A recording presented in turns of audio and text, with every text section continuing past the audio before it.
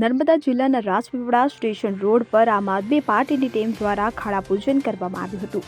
ભગવાનના ભાજપના નેતાઓ અને તંત્રને સદબુદ્ધિ આપે તેવી પ્રભુને પ્રાર્થના કરવામાં આવી હતી।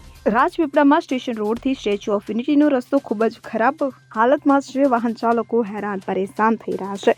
તો રાજપીપળાથી અંકલેશ્વર, ડભોઈ, વડોદરાના રસ્તાઓ પણ બિસ્માર હાલતમાં જોવા મળી રહ્યા છે। ત્યારે દર વર્ષે રસ્તાઓ કેમ તૂટી જાય છે તે એક પ્રશ્ન છે। કોન્ટ્રાક્ટરનું કામોમાં ખામી અને રસ્તાની તકલાદી કામોની ફરિયાદ ઉઠવા પામી છે, જેને લઈ આવા બેદરકાર સત્તાધીશોને ભગવાન સદબુદ્ધિ આપે તેવી પ્રાર્થના સાથે જ રસ્તા પર આમ આદમીના કાર્યકરો દ્વારા ખાડા પૂજન કરવામાં આવ્યું હતું। ખાડા પડેલા છે, એમાં આપણે શું કાર્યક્રમ કર્યો છે અને શું માંગણી છે તમારી? આ રસ્તાઓ દર વર્ષે નગરપાલિકામાં તેમજ આખા આપણા જિલ્લામાં બનાવવામાં આવે છે। આપણે રાજપીપળાથી લઈને જે સ્ટેચ્યુ ઓફ યુનિટીને જોડતો રસ્તો છે એ રસ્તો પણ ખૂબ ખરાબ છે। રાજપીપળાથી ડેડિયાપાડા જવું હોય, રાજપીપળાથી ડભોઈ જવું હોય કે રાજપીપળાથી અંકલેશ્વર જવું હોય, આજે જે રસ્તા અને જે વિકાસ કરવાનો છે તે આ નેતાઓ કરતા નથી। આજે ગઈકાલે દેશના વડાપ્રધાન શ્રી નરેન્દ્રભાઈ મોદી સાહેબ આવ્યા તો ભર વરસાદમાં રસ્તા બનાવી રહ્યા હતા। એ સમગ્ર ગુજરાતની પ્રજાએ જોયું છે। તો અમારે કહેવું છે કે જે આ એવા તો કયા કોન્ટ્રાક્ટરો દ્વારા આવા રસ્તા બનાવવામાં આવે છે કે દર વર્ષે આ રસ્તાઓ તૂટી જાય છે, બરાબર। અને સાથે સાથે આ તમે અમારી આજુબાજુમાં જોશો, અમે અહીંયા ગાડી ફૂલહાર કર્યું છે।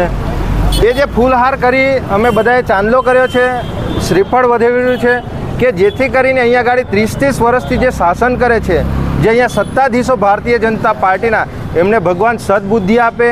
પ્રજા જે કરોડો રૂપિયાનો જે ટેક્સ ચૂકવે છે એ ટેક્સમાં જે ખુલ્લેઆમ જે ભ્રષ્ટાચાર છે એ ભ્રષ્ટાચાર ના થાય અને એના બદલે સારા રોડ રસ્તા મળે, સારી પાણીની સુવિધાઓ મળે, ગટર લાઈનો મળે, અને આરોગ્યમાં સારી સુવિધાઓ મળે।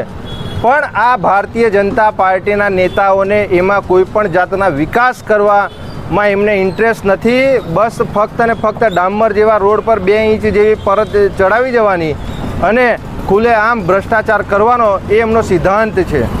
એટલે આજે તો અમે અહીંયા ગાડી જે આ ખાડા પડ્યા છે, આગળ ગણપતિનો તહેવાર આવે છે તો અહીંથી ઘણી બધી મૂર્તિઓ અહીંથી વિસર્જન થશે।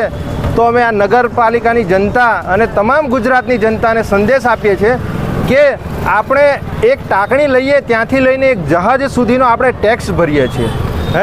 તો આપણે ટેક્સ ભરીએ છીએ તો આ ભારતીય જનતા પાર્ટીના નેતા કરોડો રૂપિયાનો ભ્રષ્ટાચાર કરે છે।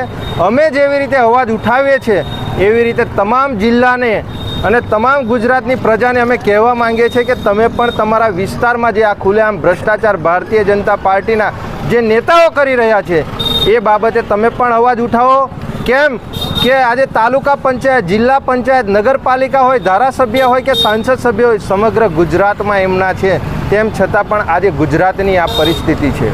નિરંજનભાઈ વસાવા, નર્મદા જિલ્લા પ્રમુખ। દીપક જગતાપ સાથે CN24 ન્યૂઝ, રાજપીપળા। હવે જુઓ દેશ દુનિયાની તમામ ખબરો તમારી આંગળીના ટેરવે।